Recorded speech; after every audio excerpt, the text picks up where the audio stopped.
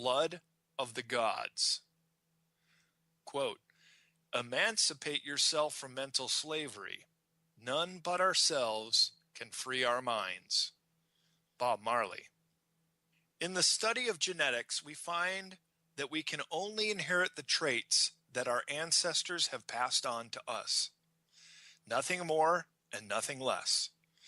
If humans evolved from the same African ancestors as mainstream science suggests, then the blood of all people would be compatible, as is the blood of all animal species with their own kind. So where did the Rh negative blood come from in humans? How is it possible that the body of an Rh negative mother carrying an Rh positive child would reject her own offspring? We know there was life on Earth long before humans, as the fossil records indicate, but this does not explain the explosion of complex and intelligent life. In a relatively short period of time known as the Cambrian explosion, fossil records go from primitive, unintelligent life forms to suddenly much larger animal species with intricate organs and large brains. These enormous and relatively quick jumps of complex life is called Darwin's doubt. Charles Darwin was not entirely sure of his own theory. One could argue the elements that make up the universe seem to be arranged in a certain way so as to make life even possible. The monkey to man theory was widely accepted by some, but even orthodox scientists look at the double helix of the human genome and admit there are complex codes and intelligent design written all over the fossil record. It should be remembered that the study of genetics only started a few decades ago, and our knowledge today is just the tip of the iceberg. The findings of ancient astronaut researchers indicate that no human ever found has more than 4% of genetic deviation from our own DNA structure. This is because DNA, and human life as we know it, is a galactic template written into the basic energy of the cosmos on a quantum level. Ultimately, human life is energetic, not biological. The biological form is only one phase of our overall evolutionary curve as souls. For our examination on the discrepancies in our blood and the human genome, this chapter will again boldly explore another esoteric idea: the potential bombshell disclosure that the human race was in a large part created by the Annunaki race of ETs. Enter the Anunnaki. In the time frame of post-Atlantis, but before recorded history as we know it, the Anunnaki arrived on this planet with a mission to extract gold, according to Zecharia Sitchin and other researchers. As author of The 12th Planet and other classics, Sitchin is well known for his densely researched books on the Anunnaki, whom he identifies with the biblical Nephilim and the Watchers of the Book of Enoch.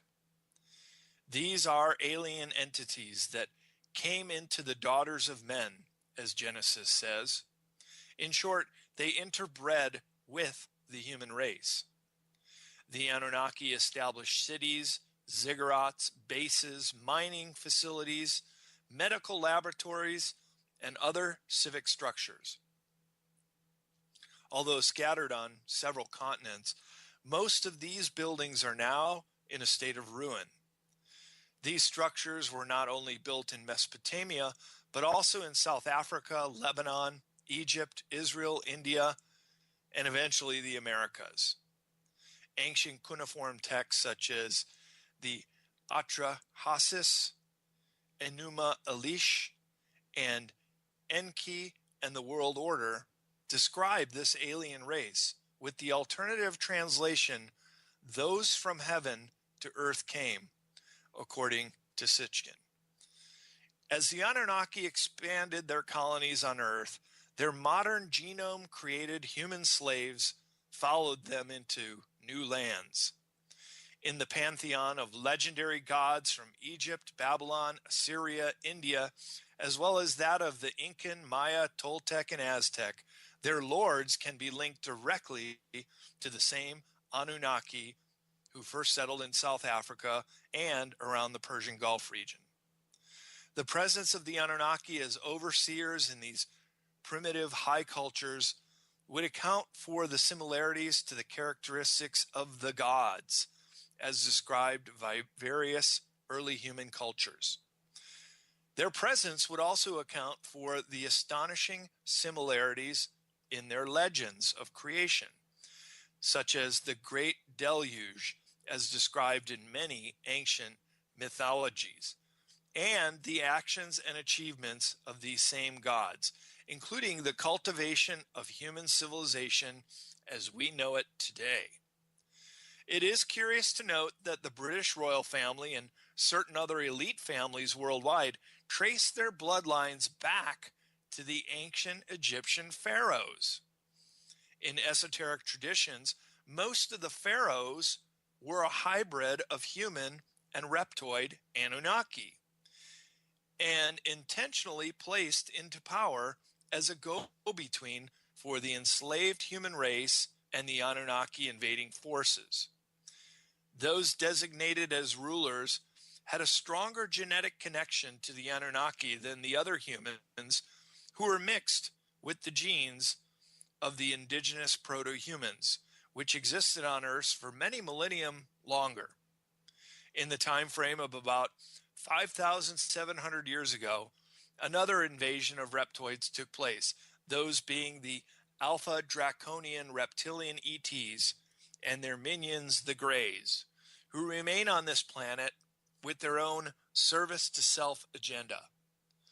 The Draconians and Greys employ similar technology and physical abilities such as telepathy and mind control.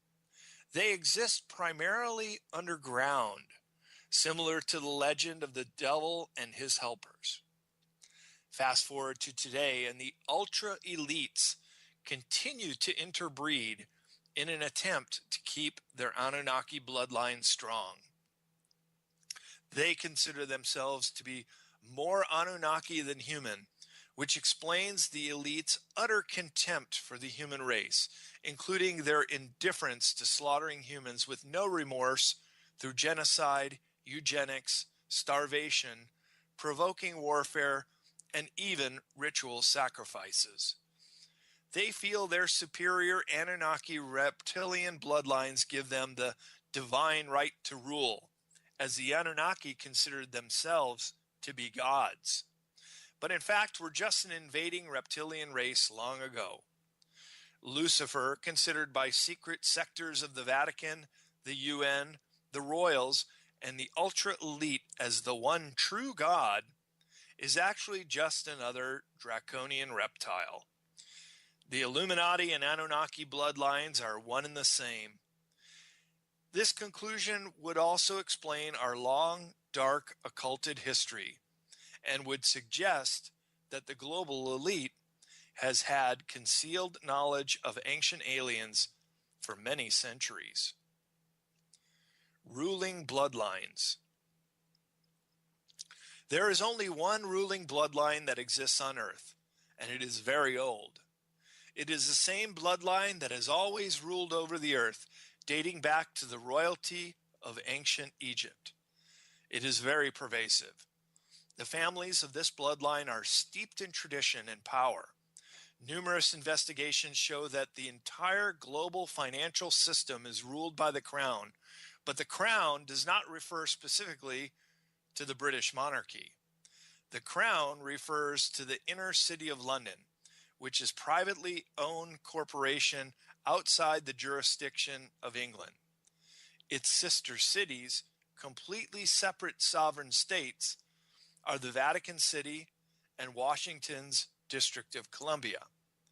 Each of these three city-states has their own unique flags, laws, youth services, police forces, and each pays no taxes to the host country where it is located. These three cities form a private, covert empire that controls the entire Western world. London is the center of financial control.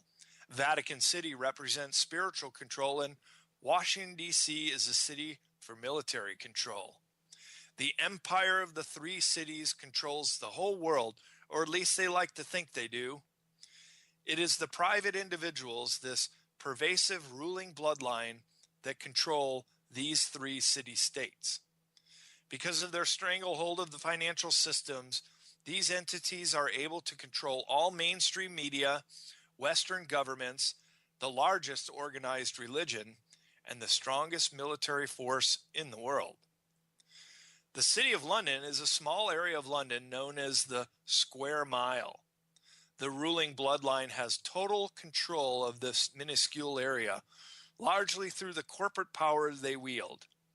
The London Corporation is a state within a state, or a city within a city, akin to the Vatican City within the confines of Rome, Italy. The City of London is not democratically accountable, and it is immensely rich. It makes its own rules. There are 25 electoral wards in the Square Mile. In 4 of them, the 9,000 people who live within its boundaries are permitted to vote. In the remaining 21, the votes are controlled by corporations, mostly banks and other financial companies. The bigger the business, the bigger the vote. A company with 10 workers gets 2 votes. The biggest employers get 79.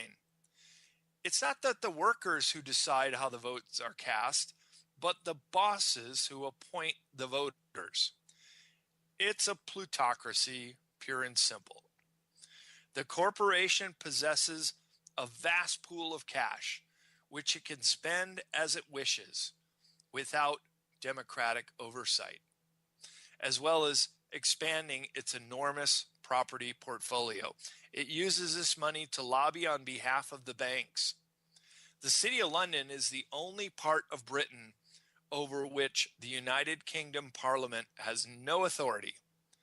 The city has exploited this remarkable position to establish itself as a kind of offshore state, a secrecy jurisdiction which controls the network of tax havens housed in the UK's Crown dependencies and overseas territories. For the last 3 centuries, the wealthiest bloodline in the world, bar none, is the Rothschilds family. They have attained this position through lies, control, manipulation, and even murder. Their bloodline also extends into the traditional royal families of Europe, including the following Illuminati family names: Astor, Bundy, Collins, DuPont, Freeman, Kennedy, Lee, Morgan, Onassis, Oppenheimer, Reynolds, Rockefeller, Russell, Sassoon, Schiff, Taft, and Van Dunn. The Rothschilds are known to sire many children secretly so that they can put them into positions of power when necessary. These are the controlling elites of the elite, and they take their bloodline very seriously. Blood rituals and bloodletting. Ancient cultures were obsessed with blood rituals, and regrettably, they for the most part took on a very sanguine form. Ancient temples around the world show an obsession with blood rituals. Their temples had channels cut into the stone from altars where gallons of blood would flow from animals, men, women, and even from children. Blood rituals have been performed worldwide since the dawn of recorded history. Ancient Judeo-Mayan, Aztec, and many other pagan cultures were obsessed with blood sacrifices, including the heart. Even today, it is reenacted in symbolic form called the Eucharist by the Catholic Masses, taking an offering of the blood and body of Christ. Black magicians, such as Aleister Crowley, were well aware of blood and its life force. Crowley even suggested that a 9-year-old child of above average intelligence made the ideal sacrificial candidate. Hot blood, freshly drained from a living creature, is believed to contain a concentration of the sacred chi, or the life force of a sacrificial victim. The last beat of the heart, the last breath of the victim, carries the soul into the spirit world. The practice of bleeding a patient, or bloodletting, is one of the oldest medical practices of ancient people, even persevering as a viable treatment for accident recovery or illness until a few hundred years ago. Known practitioners of bloodletting included the Mesopotamians, the Egyptians, the Greeks, the Mayans, and the Aztecs. In ancient Greece, bloodletting was in use around the time of Hippocrates, who endorsed bloodletting, but in general relied on dietary techniques. Aristeas, however, theorized that many diseases were caused by plethoras, or overabundances in the blood, and advised that these plethoras be treated initially by exercise, sweating, reduced food intake, and vomiting. Herophilius advocated bloodletting. Acrigathius, one of the first Greek physicians to treat patients in Rome, practiced bloodletting extensively and gained a most grisly reputation. The popularity of bloodletting in Greece was reinforced by the idea of the Roman physician Galen, after he discovered that the veins and arteries were filled with blood, not air, as was commonly believed at the time. There were two key concepts in his system of bloodletting. The first was that blood was created and then used up. It did not circulate, and so it could stagnate in the extremities. The second was that humoral balance was the basis of illness or health. The four humors were considered blood, phlegm, black bile, and yellow bile, relating to the four Greek classical elements of air, water, earth, and fire. Galen believed that blood was the dominant humor and one in need of control.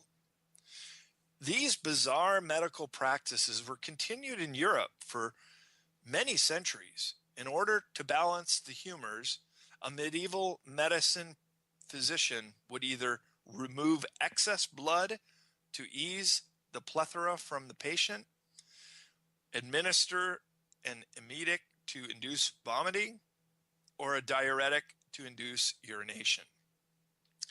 Bloodletting was especially popular in the newly formed United States of America, where Benjamin Rush, a signatory of the Declaration of Independence, saw the state of the arteries as the key to disease. He recommended levels of bloodletting that were high, even for the time. George Washington was treated in this manner following a horseback riding accident. Almost 1.7 liters of blood was withdrawn from a wounded Washington, contributing to his death by throat infection in 1799. The heart that remembers. Blood is the carrier medium for the life force existing in all physical entities. The life force itself goes under many different names in many different cultures around the world. In India and the Far East, the most popular names for the life force are Chi, Qi, Sun Qi, or Prana. Practitioners of Chinese medicine teach that the Qi life force is made more potent by fresh oxygen. This is why tree groves, rich in fresh oxygen, have long been chosen as ritual locations by pagans for thousands of years. Within our blood, there are cells that have the main function of carrying oxygen to the vital organs. Modern science teaches us that the heart is merely a pump. The heart, which delivers blood throughout every evolved animal's body, is more than just a pump. Extensive libraries around the world are filled with literature and occult research showing that the heart is also an emotional organ and beats faster when ritualistically or emotionally excited, from sexual attraction or when under stress. The heart plays an important role in allowing us to meditate and connect with the spiritual world. In addition to carrying the vital life force around the body, blood, in magical terms, also absorbs the emotional energy when it passes through the heart. Evidence from medical experts suggests that our hearts can absorb and remember parts of our personality. It is as though the life force in our blood and the emotional states we experience leave an indelible spiritual hallmark in the heart. Several doctors and patients who have testified that some personality traits of a heart donor manifest in the character of the recipient. After receiving the heart of a young woman, a male patient was known to knit, sing, and sew in exactly the same manner as the deceased donor. It was as if the woman's spirit, along with her heart, had been transplanted into the man. This phenomenon has caused several transplant surgeons to question their own beliefs about the human heart. The stunning conclusion is that the heart contains elements of one's own personality.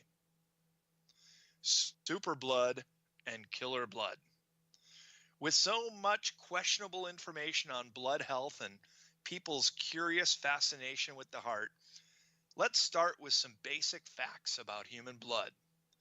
There are about 5,000 known blood factors, and these factors determine the makeup of all human blood types.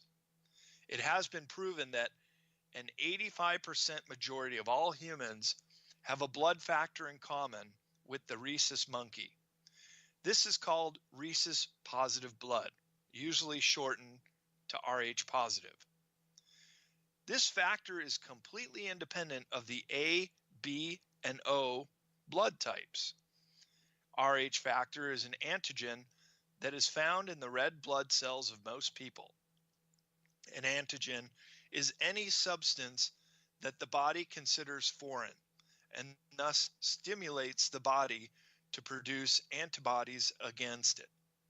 Rh factor, like the blood types A, B, and O, is inherited from one's parents. A simple blood test can determine blood type, including the presence of the Rh factor. About 85% of European Americans and 95% of African Americans have the Rh factor and are known as Rh positive.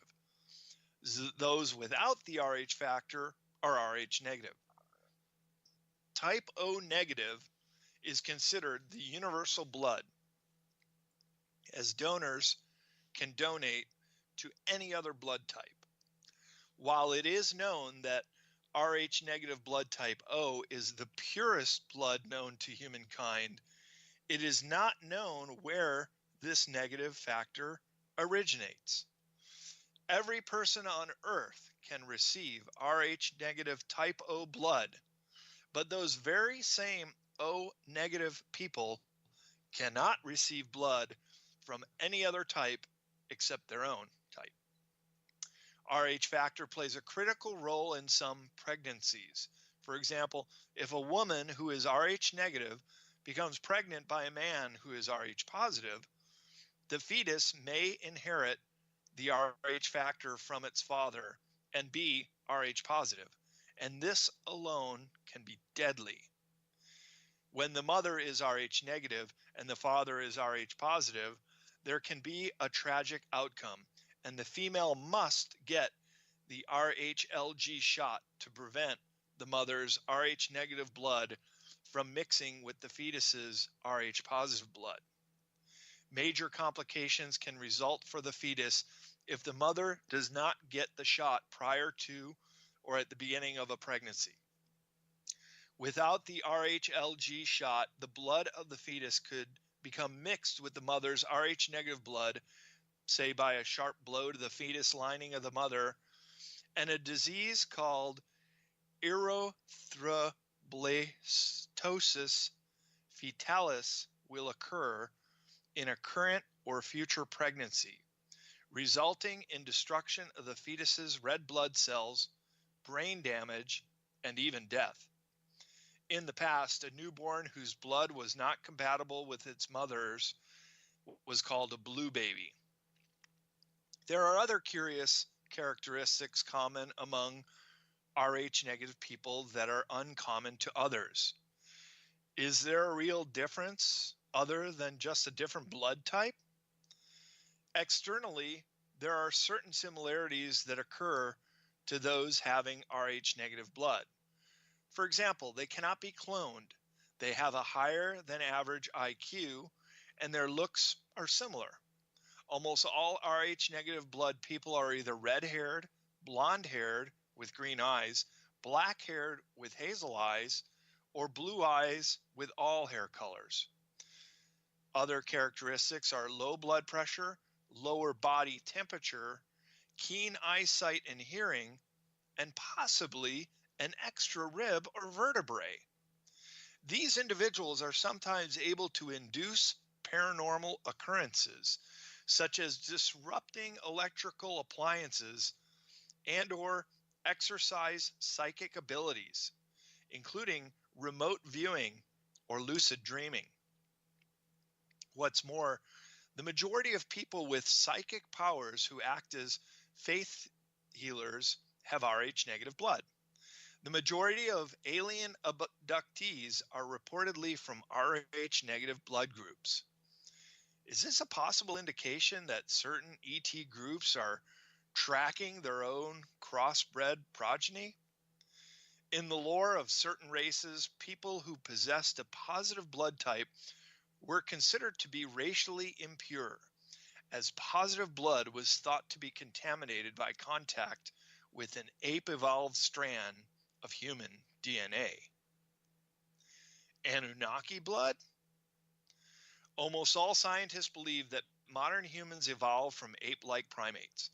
They have compiled considerable evidence to back up their theories, including modern blood analysis and comparative studies between modern humans and the lower anthropods, such as the chimpanzee and the rhesus monkey. This is fine and well, but were it not for this very strange anomaly of Rh blood, which can kill its own offspring, we would not be discussing this subject. In the study of genetics, except in the case of mutations, we know that we can only inherit the makeup of our ancestors. We can have numerous combinations and traits inherited from our family tree, nothing more and nothing less. Therefore, if humans and apes evolved from a common ancestor, their blood quite logically would have evolved the same way. After all, blood factors are transmitted with much more exactitude than any other characteristic. It would seem that modern humans and the rhesus monkey would have had a common ancestor sometime in the ancient past. All other earthly primitive primates also contain the Rh factor, but this leaves out people who are Rh negative. If all humankind evolved from the same ancestor, then their blood would be compatible. Case closed. So where did the Rh negatives come from? If they are not the descendants of prehistoric humans, could they be the descendants of some kind of hybridization long ago? Or perhaps an offshoot species of Homo sapiens? It is important to note that only humans carry this unique trait of blood incompatibility with some in their own species. All animals and other living creatures known to science can breed with any other of their own species. Relative size and color make no difference. So why does an infant's hemolytic disease occur in humans if all humans are the same species? Hemolytic disease is the allergic reaction that occurs when an Rh negative mother is carrying an Rh positive child. Her blood builds up antibodies to destroy the alien substance, much in the same way it would a virus, and in so doing, in some cases, abortion of her own infant. Why would a mother's body reject her own offspring? Nowhere else in nature does this occur naturally. This same problem does occur in the creation of mules, a cross between a horse and a donkey, and mules are therefore sterile and unable to reproduce. Hemolytic disease points to the distinct possibility of crossbreeding between two similar but genetically different species. Another unique trait of human females is menopause, that is, when a woman stops getting menstrual periods and is unable to become pregnant. Menopause is unique to humans, and its cause is still unknown. We accept as a given the idea that older women tend to be unable to reproduce, but this is actually an evolutionary puzzle because it applies only to humans and to no other animal species. No one has tried to explain where the Rh negative people came from. Those who are familiar with blood factors admit that these people must at least be a mutation, if not the descendants of a different ancestor.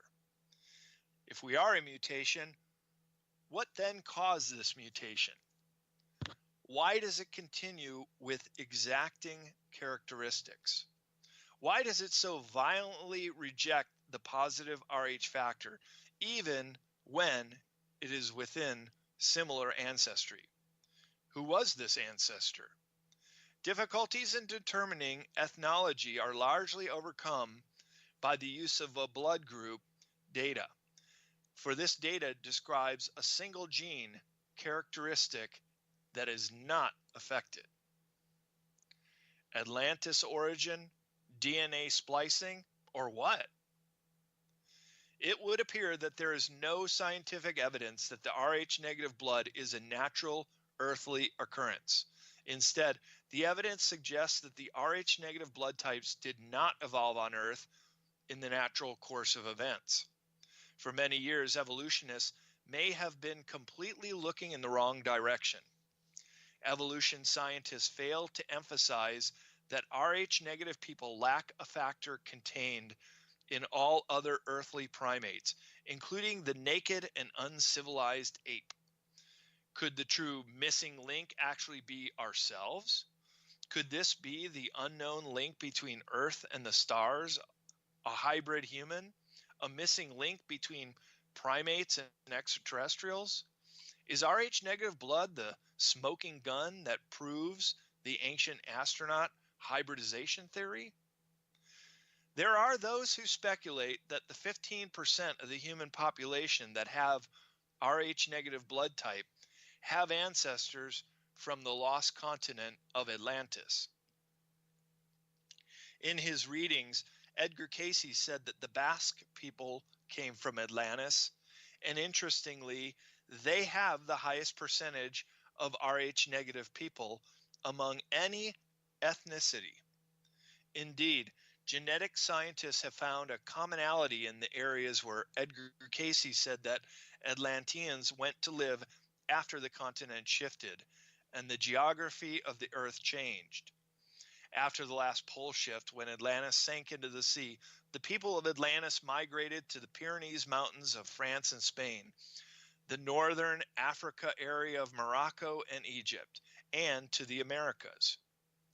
Regarding the modern people who inhabit these regions of the world, each has an unusually high occurrence of Rh negative blood. Some include blood rituals in their cultures. The origin of the Basque people is unknown and is generally regarded as one of the oldest surviving lineages. Their language is unlike any other European language. The Basque people of Spain and France have the highest percentage of Rh negative blood among their own ethnic type. About 30% are Rh negative, and about 60% carry one negative gene. The Oriental Jews of Israel also have a high percentage of Rh negative individuals, whereby most other Oriental people are only about 1% Rh negative. The Samaritans and the Black Cochin Jews also have a high percentage of Rh negative blood. Although, again, Rh negative blood is rare among most black people. In the most famous written work of Oriental Jews, the two words blood and God can be found on almost every page in the Bible. In fact, blood is mentioned more often than any other word in the Bible except the word God. Lastly, the American Indians had a tradition of describing close friendships, even with other tribal members, known as blood brothers. Genetic core of the universal ancestor. Molecular analysis of conserved sequences in the ribosomal RNA of modern organisms reveals a three-domain phylogeny that converges in a universal ancestor for all life. Researchers used the clusters of orthogonous groups database and information from published genomes to search for other universally conserved genes that have the same phylogenetic patterns as ribosomal RNA and therefore constitute the ancestral genetic core of cells. The analysis identified a small set of genes that have co-evolved since that time and that can be traced back to the so-called universal ancestor. The conclusion at the end of the study was that up to 250 human genomes are not indigenous to this planet. As indicated by earlier studies, almost all of these genes are involved with the transfer of genetic information, and most of them directly interact with the ribosome. Other universal genes have either undergone lateral transfer in the past or have diverged so much in sequence that their distant past could not be resolved. The nature of the conserved genes suggests innovations that may have been essential to the divergence of the three domains of life. The analysis also identified several genes of unknown function with phylogenies that track with the ribosomal RNA genes. The products of these genes are likely to play fundamental roles in cellular processes. Scholars have long believed that the first civilizations on Earth emerged in Sumer some 6,000 years ago. Alternative theories, however, suggest that Sumerians and Egyptians inherited their knowledge from an earlier civilization that colonized around the southern tip of Africa and began with the arrival of the Annunaki, or the fallen ones, more than 200,000 years ago. Sent to Earth in search of life-saving gold, these ancient Anunnaki astronauts from the planet Nibiru created the first humans as a slave race to mine gold, thus beginning our global traditions of gold obsession, slavery, and the concept of a god or lord as a dominating master.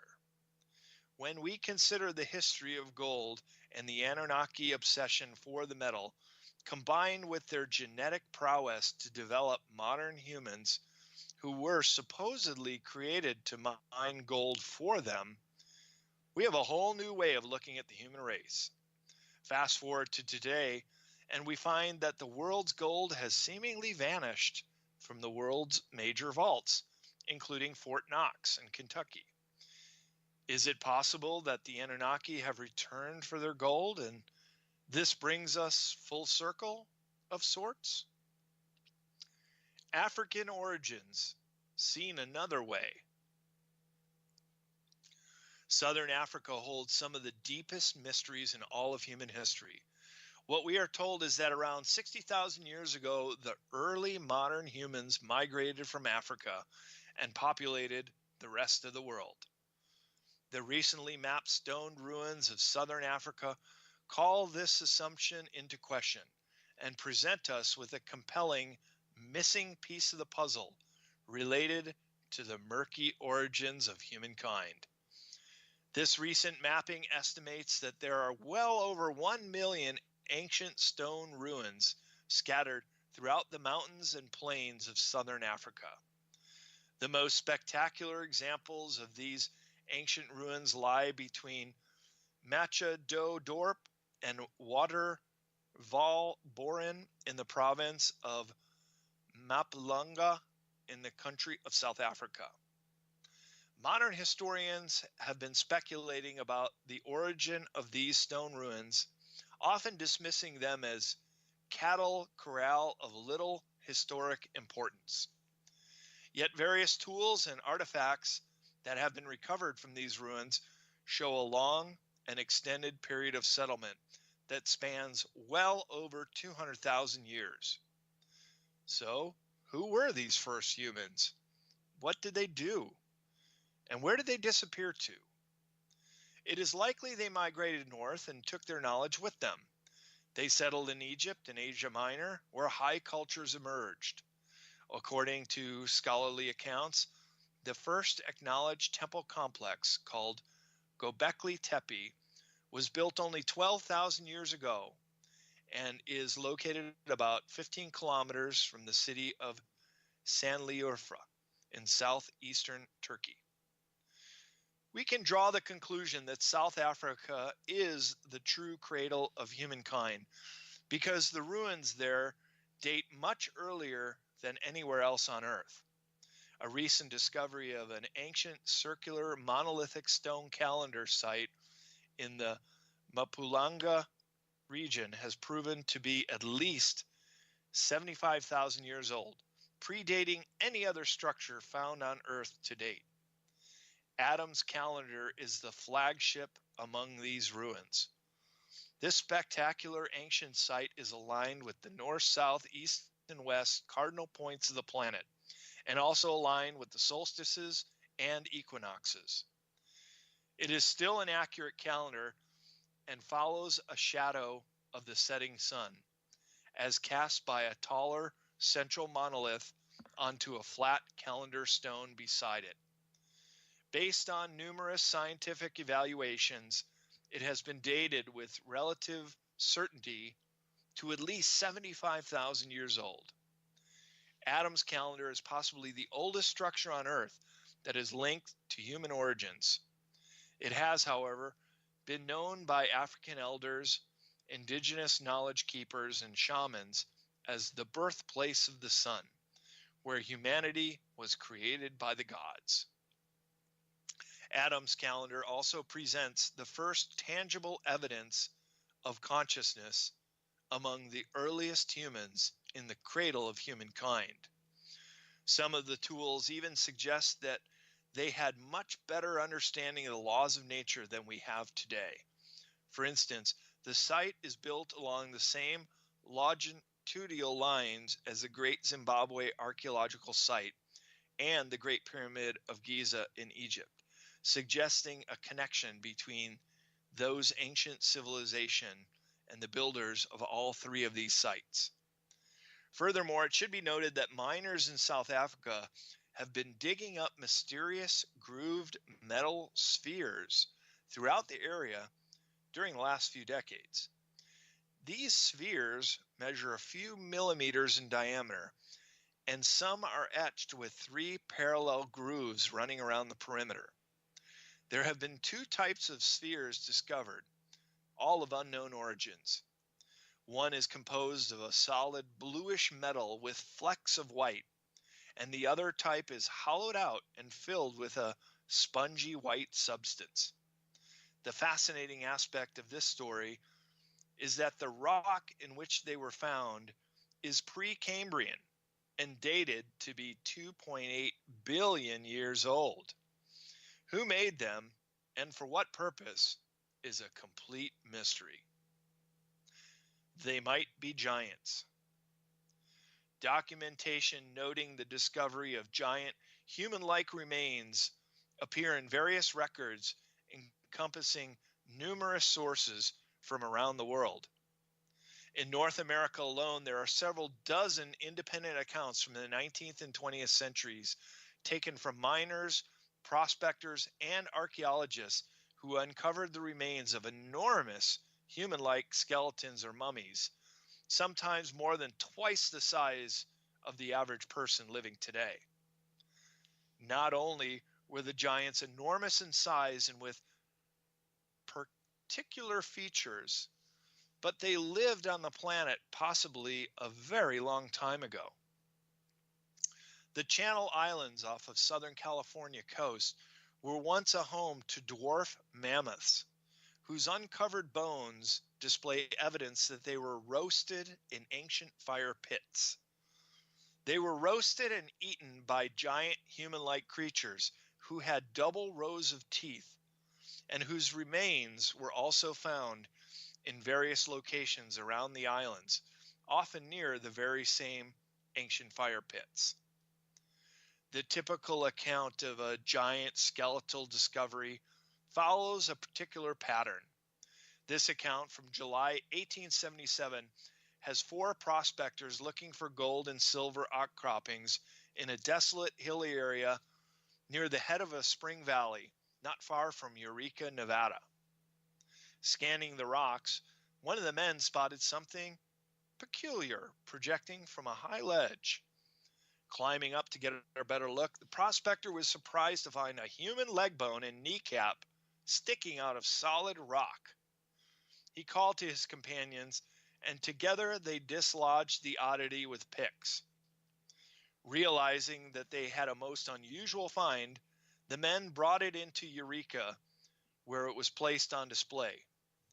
The stone that the bones were embedded in was a hard, dark red quartzite, and the bones themselves were almost black with carbonization, indicating great age. When the surrounding stone was carefully chipped away, the specimen was found to be a leg bone broken off 10 centimeters above the knee. The specimen included the kneecap and joint, the lower leg bones, and the complete bones of the foot. Several medical doctors examined the remains and were convinced that anatomically they had once belonged to a human being, and a very modern-looking one, and similar to typical accounts of giant skeletal discoveries, the remains are now lost. From knee to heel, the Eureka tibia bone would have measured 100 centimeters. Therefore, its owner in life would have stood almost 4 meters tall. That is more than twice the height of an average human today. Compounding the Eureka, Nevada mystery was the fact that the rocks in which the bones were found was geologically dated to the Jurassic era. That's the era of the dinosaurs, over 185 million years ago. Another massive mummy was unearthed in 1891 when workmen in Crittenden, Arizona excavated a huge stone coffin that evidently once held the body of a man 3.7 meters tall. A carving on the granite case indicated that he had 6 toes per foot, and the skeleton was surrounded by giant weapons. Once again, this discovery has also been lost. Equally confounding, when a skull for a massive giant is found intact, the skull usually features double row of teeth. Whose DNA seeded us?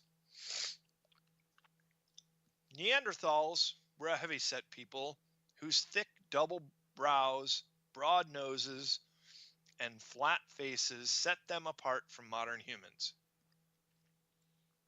Neanderthals disappeared 25,000 to 30,000 years ago. Another mysterious group of extinct people known as the Denisovians, recently identified from a finger bone in Siberia, passed down some DNA to modern Pacific Islanders. Species interbreeding likely occurred 20,000 to 50,000 years ago, long after most modern humans had walked out of Africa to colonize Asia and Europe, and about the same time Neanderthals were waning in Europe.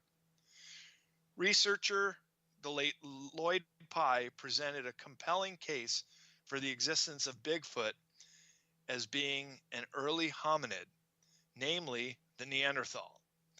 But how did the first modern humans arrive on the scene so suddenly? It appears that our DNA contains elements of several different human-like entities, each with somewhat incompatible blood types. Could we really be hybrid human prototypes who were created by genetic manipulation at the dawn of time? Were organically evolved hominids on Earth like the Neanderthal spliced with more advanced DNA to create the Homo sapiens we find throughout the world today? Current genetic scientists tell us that it is possible to splice two species together. In fact, it's already been done in modern laboratories. According to Zecharia Sitchin, ancient Sumerian cuneiform tablets and cylinder seals uncovered in modern Iraq, the former kingdom of ancient Babylon, tell the story of ET star gods coming to Earth from the planet Marduk and genetically manipulating humankind. Two of these primary star gods were called Enlil and Enki. Their alien race was called the Anunnaki, described above, which, according to one translation, means the princes of the royal genetic seed. This bizarre but compelling theory bears repeating. According to the Sumerian tablets, modern humans were created as a biogenetic experiment by the Anunnaki who came from the stars. These aliens arrived on Earth a long time ago and created life experiments using genetic material stored on the planet. Homo sapiens were conceived as a slave race for the Anunnaki, who mixed their own codified DNA with the indigenous proto-humans, as well as the DNA of the Atlantis survivors. The Garden of Eden is a popular myth throughout many cultures. Some propose that Atlantis was the Garden of Eden. Others say it was ancient Babylon, where the tablets were uncovered. The ancient astronaut theory postulates that the Garden of Eden was a collective vision of Marduk, the biblical Nephilim race of ETs, using the myriad of genetic samples they imported to Earth. Those Anunnaki extraterrestrial entities are also credited with bringing us marijuana, coca, and poppy plants, as they too had a penchant for altered states of consciousness. The Anunnaki were a group of Sumerian and Akkadian deities related to, and in some cases overlapping with, the Anua, the 50 great gods, and the Igigi, minor gods, hence those of royal blood or princely offspring. The Anunnaki appear in the Babylonian creation myth called Enuma Elish, in the late version magnifying the planet Marduk. After the creation of humankind, leaders of Marduk divine the Anunnaki and assign them 300 in heaven and 300 on the earth. The Sumerian civilization was governed by these living gods. The Anunnaki were the high council of the gods and Anu's companions. They were distributed throughout the earth and in the underworld. The ancient Sumerian cuneiform tablets also describe two Anunnaki leaders, Enki and his half-sister Ninhursag, who labored to produce a hybrid slave race by mixing their divine genes with the inferior genes of the Lulu, or Homo erectus, the indigenous ape-like creatures of the planet.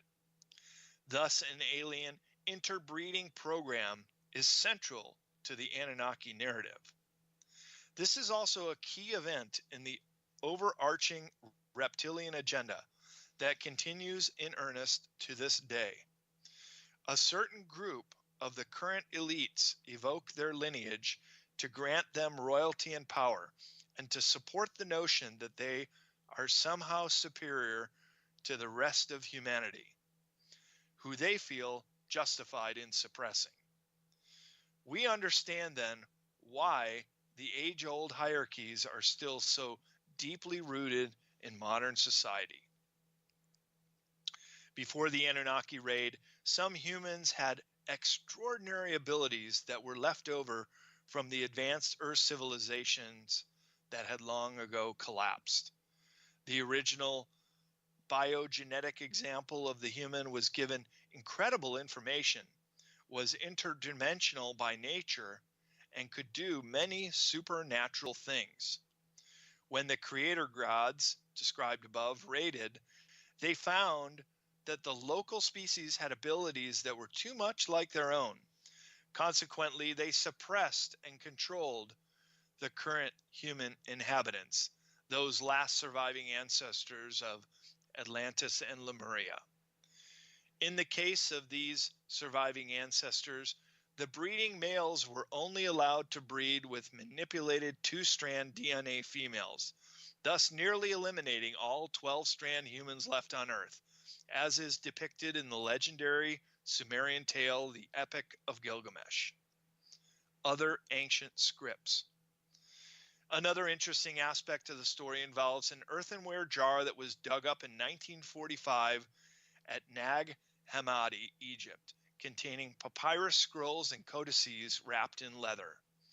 The Nag Hammadi codices, NHC, are the earliest surviving examples of bound books, dating to around 1600 years ago.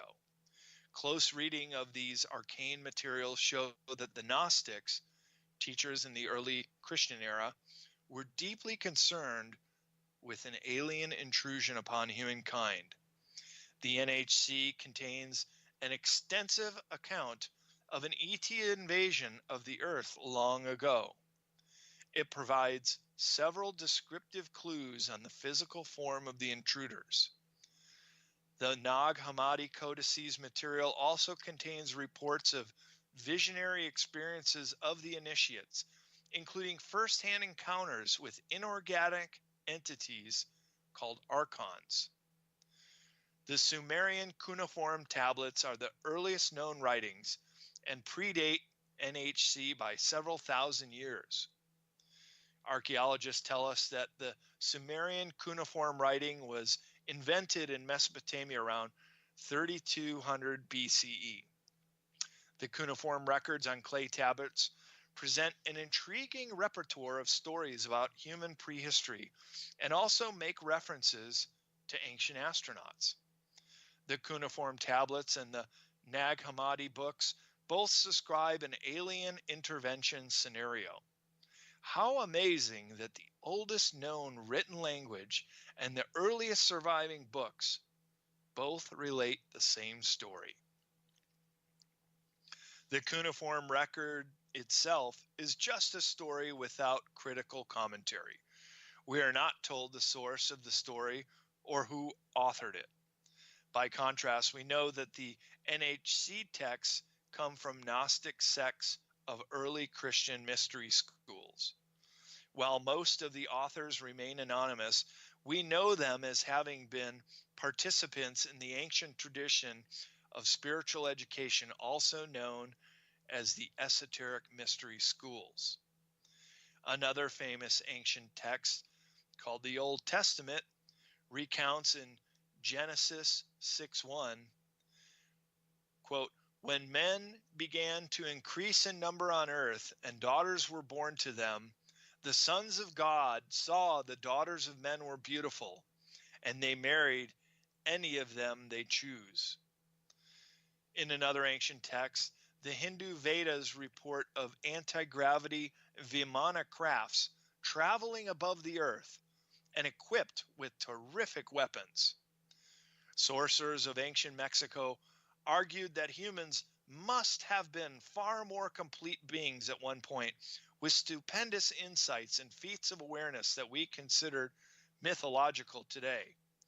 Then there is a gap when these special abilities seem to disappear, which leaves us with a sedated human. According to author Carlos Castaneda, the Mexican sorcerers say that we are dominated by a predator. But it is not a simple predator. It is very intelligent and analytical. It follows a methodical system to render us useless. The Mexican shamans say that we humans, the magical beings that we are destined to be, are no longer magical, but we are just an average piece of meat, like domesticated animals. There is an explanation, Yaqui Indian sorcerer Don Juan Mathis replied to his student Carlos Castaneda, which is the simplest explanation in the world. They took over because we are food for them, and they squeeze us mercilessly because we are their subsistence. Just as we rear chickens in chicken coops, the predators rear us in human coops. Therefore, their food is always available to them. Attack of the Archons, then and now. Up to 1/5 of the intelligible material in the NHC concerns itself with the origin, methods, and motives of the Archons, also called authorities, governors. The NHC texts describe how the Archon attempted to rape Eve, clearly a mythological rendition of genetic intervention. Such passages appear to support the claim of alien interbreeding. The NHC codices, the earliest surviving documents in book form, indicate both reptilian and gray types. There is a draconic type and a neonate type, suggesting the latter an image of a prematurely born fetus, and another described as amoeba-like. The antidotes of the draconian type are the demonic overlords.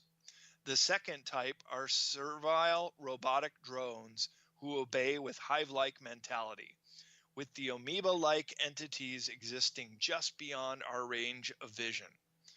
All work in concert with each other to manipulate us unaware humans as to their service to self agenda. Incidentally, all types of archons can be captured on film by cameras that can photograph in the infrared and slightly below the visible spectrum of human perception. The NHC do not contain graphic physical descriptions of these alien intruders, but present ample information to profile them comparatively with the three types of ETs most widely discussed as detrimental to humanity.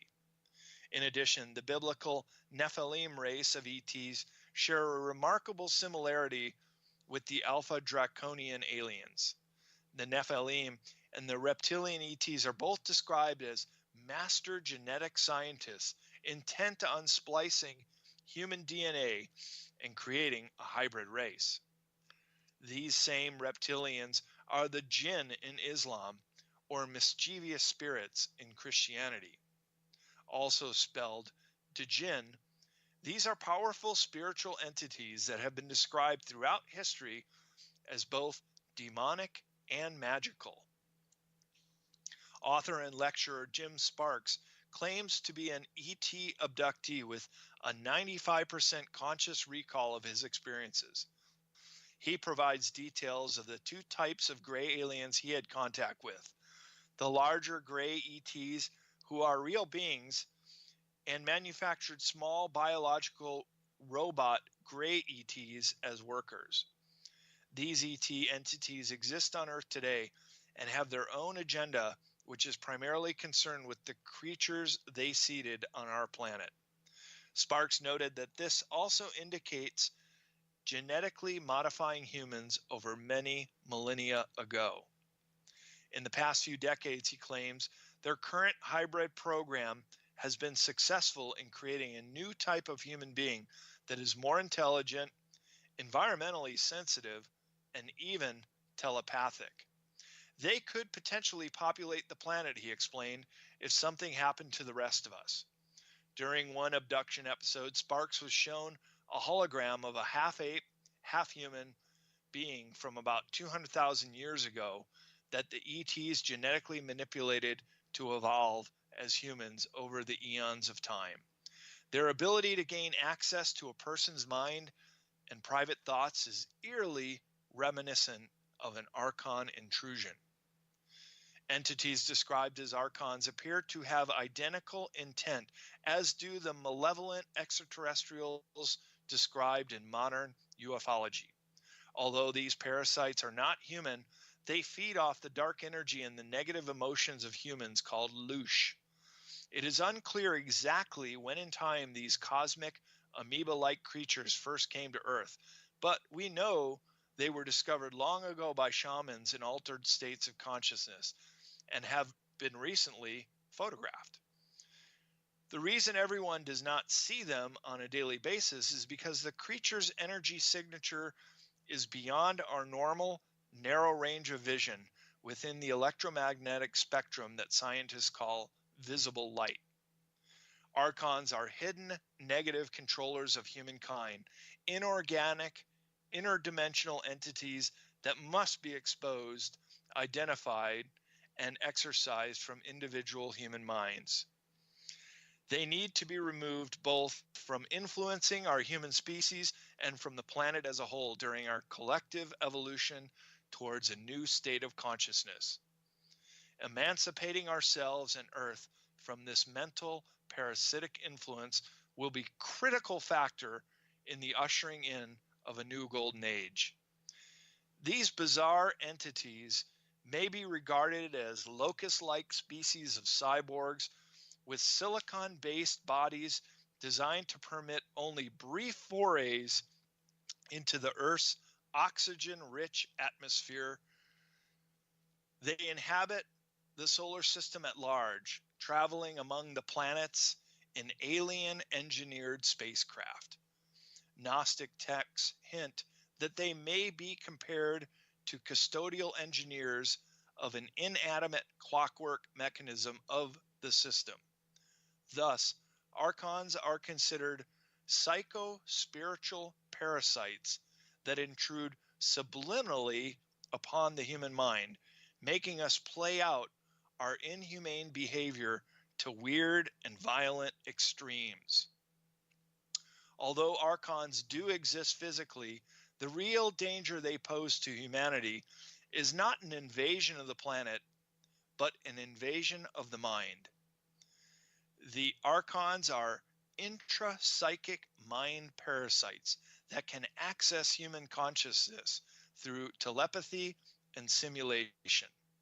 According to Carlos Castaneda in his book, The Active Side of Infinity, quote, long ago, the native sorcerer shamans of Mexico discovered that we have a companion for life. We have a predator that came from the depths of the cosmos and took over the rule of our lives. Human beings are its prisoners. The predator is our Lord and Master. It has rendered us docile and helpless. If we want to protest, it suppresses our protest. If we want to act independently, it demands that we don't do so. The archons infect our imagination and use the power of make-believe illusions for deception and confusion. Their pleasure is in deceit for its own sake, seemingly without a particular aim or purpose. They are robotic in nature and incapable of independent thought or choice. They do as they are told. And until now, we've been doing what we've been told. The only way to overcome their power over us is to become activated in spirit, body, and mind. But first, in the next chapter, we'll make an examination into our mysterious DNA.